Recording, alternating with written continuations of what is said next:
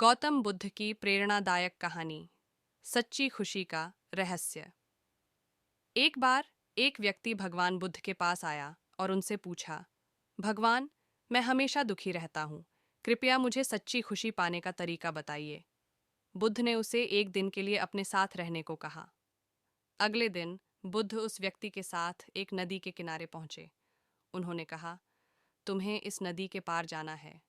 वहां एक छोटी सी नाव बंधी हुई थी। व्यक्ति ने नाव में बैठकर नदी पार की और दूसरी ओर पहुंच गया। नदी पार करने के बाद व्यक्ति ने बुद्ध से पूछा, भगवान, अब मुझे क्या करना है? बुद्ध मुस्कुराते हुए बोले, अब नाव को अपने कंधों पर उठाओ और हमारे साथ लेकर चलो। व्यक्ति ने आश्चर्य से कहा, लेकिन भगवान, मैंने तो इस नाव का उपयोग केवल नदी पार करने के लिए किया था। अब इसकी आवश्यकता नहीं है। इसे कंधे पर उठाकर ले जाना मूर्खता होगी। बुद्ध हंसते हुए बोले, बिल्कुल सही। ठीक इसी प्रकार तुम्हारे जीवन में कई चीज़ें और परिस्थितियां होती हैं जो तुम्हें उस समय की ज़रूरत के हिसाब से काम आती हैं, परंतु जब उनका उद्देश्य पूरा हो जाता है तो उन्हें छोड़ देना ही समझदारी है।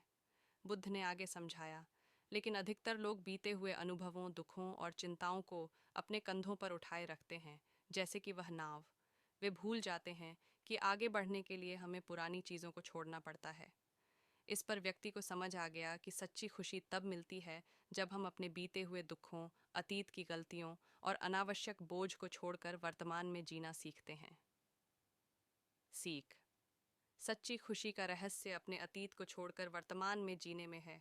जीवन में आगे बढ़ने के लिए हमें पुरानी बातें और अनुभवों को छोड़ना आना चाहिए। जो चीज़ें अब आपके काम की नहीं हैं, उन्हें ढोने का कोई मतलब नहीं।